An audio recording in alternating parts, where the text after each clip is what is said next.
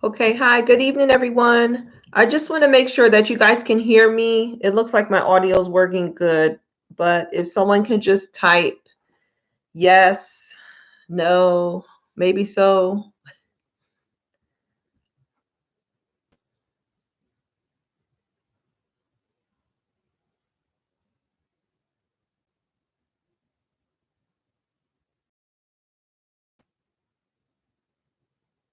Typed in the chat area here. I will attempt to do this again tonight. The IT guy checked my computer and my RAM and whatever that it should be okay. Um, if it starts to continue to freeze, I will in the session because I know it's going to be, and I will try to pick this up again tomorrow because I will be I'll try to go to campus tomorrow to see if I can do it there. But anyway, I'll just get started while everything's good. So just as a reminder, so this upcoming week, our quiz is going to be focused on chapters 16, 18, 19, and 20. Chapter 16 focuses on hypertension. Chapter 18 focuses on basically all cardiac disorders that are included with the external portion of the heart and also internal portion of the heart. Um, we also cover in chapter 19 heart failure. And then in chapter 20, we cover shock. So there is a video that I recorded yesterday for On Ground Tutoring. I did upload the video. I did troubleshoot it and I noticed that it's not, I don't know why I'm having so many technical issues. For some reason, you're not able to view it. I'm still going to work on that and figure out why. The IT people uploaded it for me, and I think it has something to do with them not making the video public. And I switched the settings and it's still, for some reason, not allowing. Just copy and paste the link into on the anatomy and physiology of how blood pressure is regulated. With that information, we went into short-term, long-term regulation, understanding cardiac. So I'm just going to stop there, and I would like to see. So remember, this session is more of a Q&A session. So I do want to address any questions for chapter 16 as far as too soon.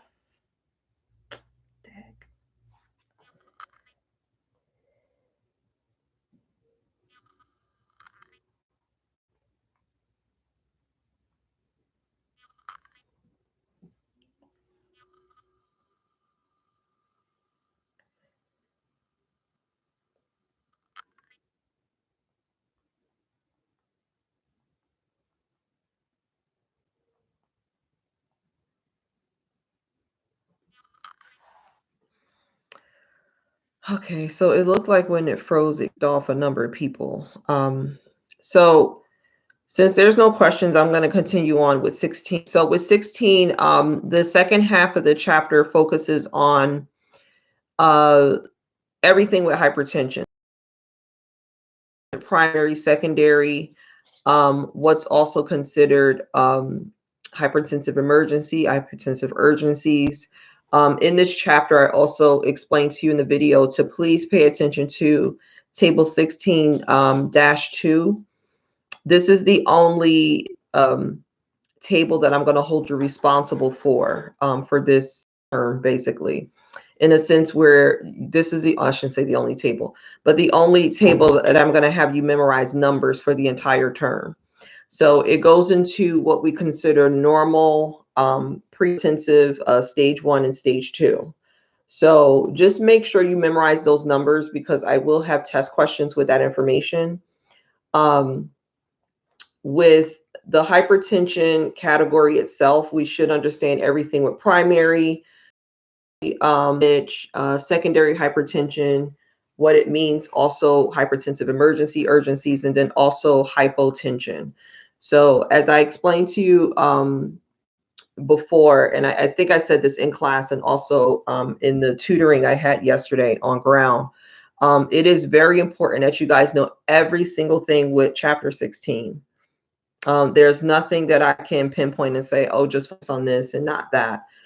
because hypertension is the most commonly diagnosed condition in the US, and we need to know every single thing about that particular topic. So if you have a question, you can just type it in. I know your audio may not be on, but if you can just type in your question, and then I can answer it.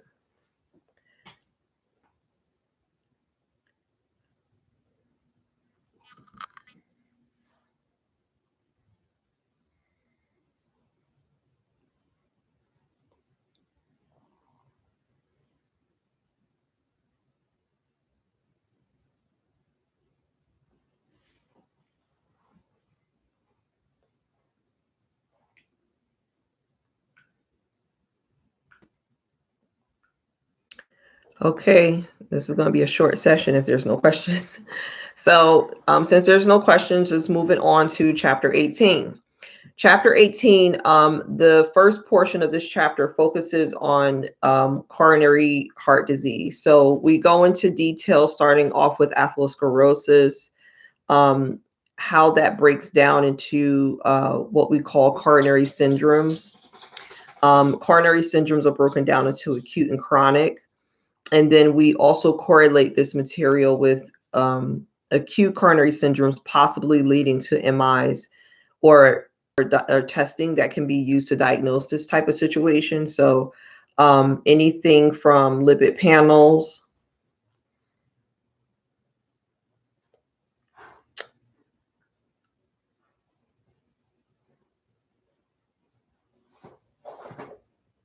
okay, so anything from a lipid panel to cardiac markers, ECG. So just understanding how they're used when we're diagnosing these particular conditions. So another thing too, there's a lot of different terminology with this portion of the chapter. Just go over them, and I think the PowerPoint that I provided for you, I had my notes, so you guys have everything basically in that PowerPoint. So just kind of breaking down what's considered ischemia, hypoxemia. So I think there's some terms there that, you know, we do need to understand. I'm trying to think what else was in that chapter. Those concepts really have a major goal, which is understanding overall coronary heart disease. Okay. So what else? The rest of that chapter breaks down into, we do cover, I think, 6 different types of valvular disorders. With those valvular disorders, it is important to make sure that we focus on the, I can't think right now. Focus on what's happening inside the heart as far as the chambers in the heart. However, I did include the descriptions of the sounds that it can make in the PowerPoint, so I did leave that information there. However, the very last portion of 18 focuses on infections of the heart, which we have bacterial, viral. There's 2 bacterial infections.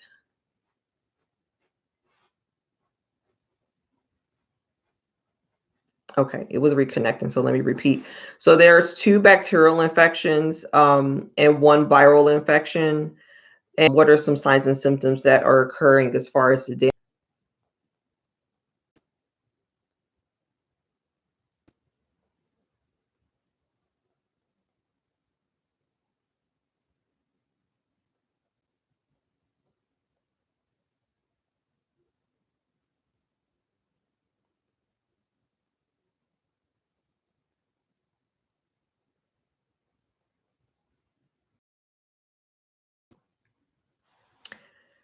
Okay, so Diana has a question. Symptoms and treatment are focused, same patterns like last week.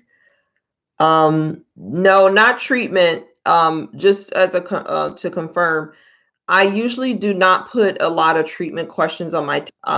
If I do happen to put a treatment question, it's going to be something that's pretty straightforward, such as like the patient is lacking something, and then now they need, you know, a treatment for, or basically the treatment is just to provide what it is that they're lacking.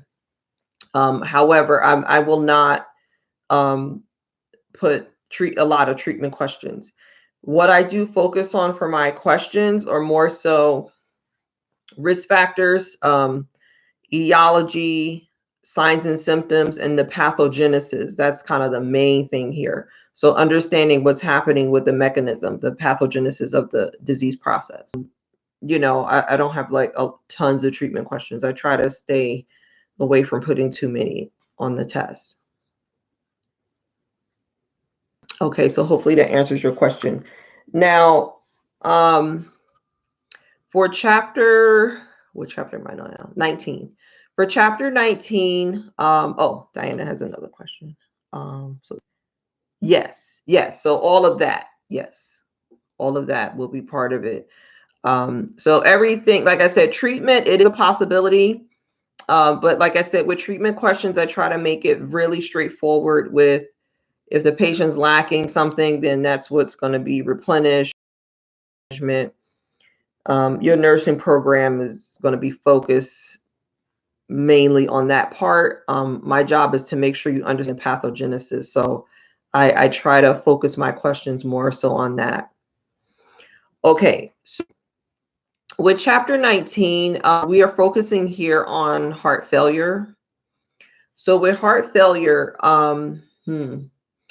the first thing that I think is very important is to make sure you understand the flow of blood in and out of the heart. So if you are not comfortable with the anatomy of how blood flows through the heart, I would say please make sure you pay attention to that information, or memorize that information actually first before you start going into the actual conditions of heart failure. The reason why is because when you're trying to memorize the signs and symptoms, and sometimes people just memorize it and that works, but if you're really trying to understand the pathogenesis of what's happening, it is better to make sure that you understand the normal anatomy so you can understand the flow and understand where there could be a blockage and why, if there's a blockage, why the patient is having those particular signs and symptoms. Okay. So I would pay a lot of attention to that. In the PowerPoint, also go over diagnostic testing that happens in chapter 19. And also, just as a side note, something that I just thought about, we do cover cardiac output and understanding the compensation that happens when cardiac output is low. So I would say you should also pay close attention to that. And this can go for any cardiac condition. When patients have a decrease in cardiac output, the issue here is that the sympathetic nervous system can get activated to actually reverse that and increase it. That is a very, very important concept to know, because that happens in heart failure. It can happen in hypertensive situations. It can happen in valvular disorders, or whatever the case may be.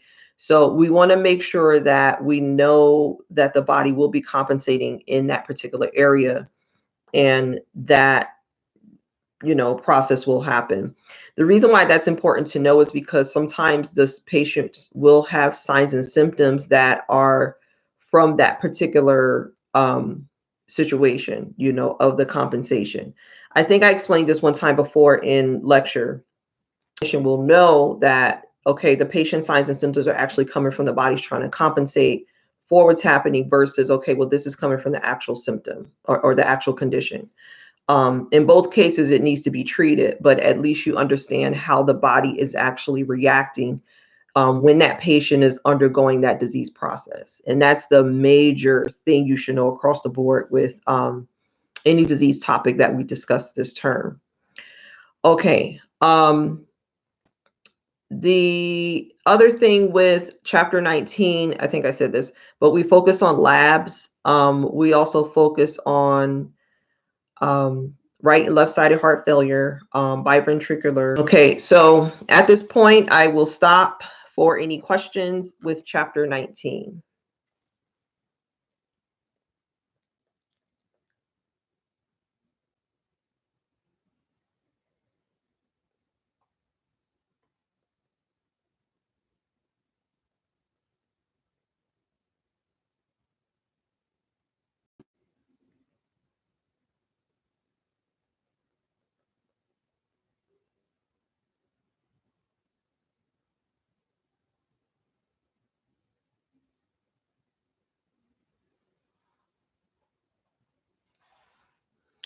Okay, so Diana, the RAS system, that, or the entire RAS system, you should have that memorizer in memory from physio.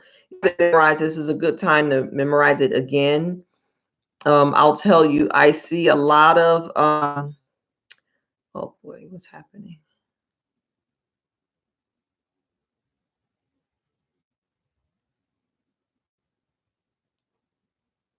Okay. So Diana, so yes, you should are taking pharmacology, and they say, oh my gosh, the RAS system comes up again and again and again. And I said this before because your hypertensive medications counteract that pathway. So please make sure you know not only just the memorization of the flow. Okay, so hopefully that makes sense. Sorry.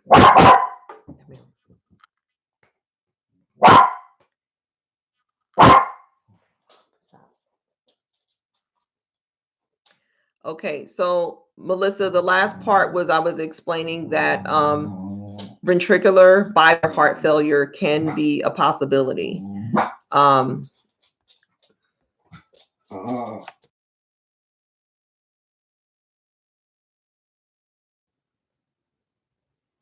I'm sorry, I tried to mute, but I didn't mute fast enough. Okay, so Leah, can you explain? You can, I will have to failure, right-sided heart failure. So the way the PowerPoint flows is that it covers in the beginning, like some possible causes of heart failure, what's happening, like when the body compensates. I think I threw in there some anatomy, physiology stuff. And then it talks about, I think it starts off with right-sided heart failure first, and then it shows the person's backward effects and forward effects, which means that the patient is having signs and symptoms, according to if the blood is backing up, that's what we call a backward effect, or if the blood is not moving forward, that's what we call a forward effect. So there are signs and symptoms for those, the body again. So is that the one you're talking about? Faces, B type. I don't know what you're talking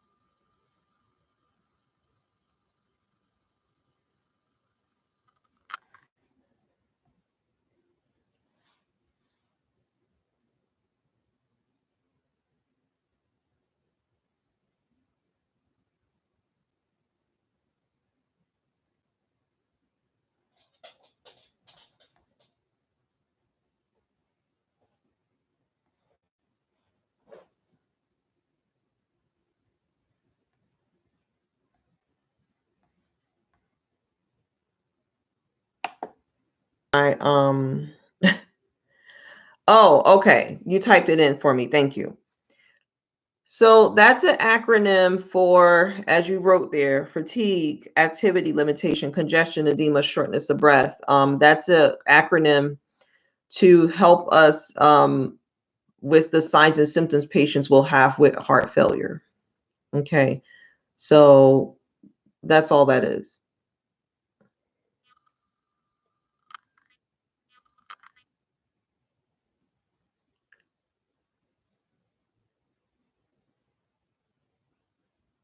You know, all types of heart failure.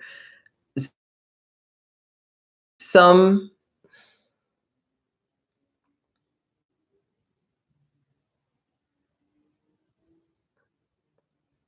okay, so they'll have these signs and symptoms across the board with heart failure, some more than others, so it just depends on what type of heart failure. B type natriuretic peptides, this is something that acts on the heart. It is a type of uh, hormone level. I don't know if you went over this in physiology, but when this is,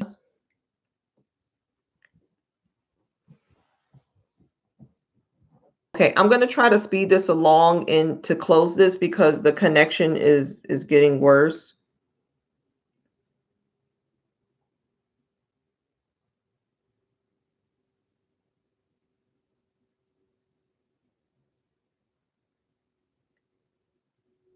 Focus on shock. The focus here is understanding overall the pathogenesis of shock, understanding that it is a hypoperfusion, a decrease in blood flow and pressure, that where this blood is not getting to organs and tissues. So this can lead to organ failure, which is life-threatening. We do go into a little more detail with the pathogenesis of shock. So I will pay attention to that information that I explained in the video. You should also, from box 20, I think it's 20-2 or one, not one, maybe it's one. Yeah, 20-1, box shock and the examples that fall under those categories. Okay. So also with the, after the categories of shock, we should pay attention to, this is getting really bad.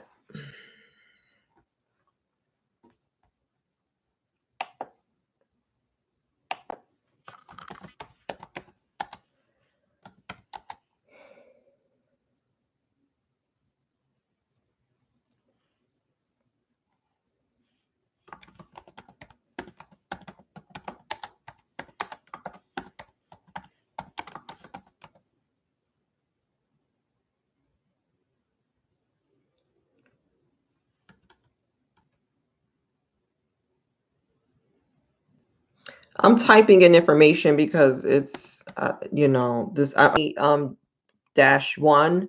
We should also pay attention to the particular shocks like cardiogenic, anaphylactic.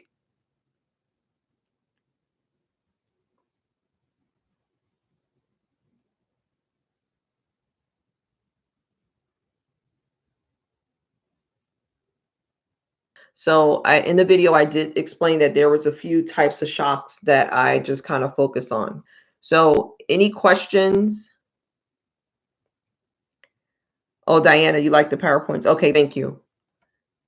Thank you. And thank you about having a safe trip. Just keep in mind, I will continue online communication with you guys. I will continue online tutoring. I will be using a different platform for online tutoring. Next week, I'm going to use something called Zoom meetings. So that way I can share my PowerPoints with you.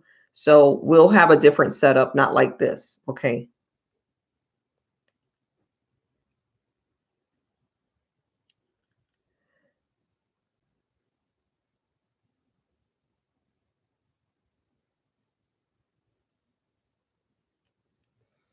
Okay, so if there are no more questions, I think it's what the IT guy said. It's something with my, I closed out all of my other things that I had working on the computer. So I don't know.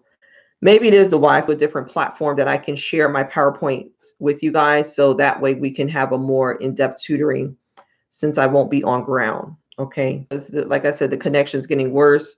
So if you have any questions, just please email me. I will still be available. So don't worry. You can email me. Thank you guys for all your prayers. And I will be in touch. Okay. So I'll be, still here available. Okay. All right. Oh, great. The PowerPoints are good. Okay, great. All righty. So you guys have a good night.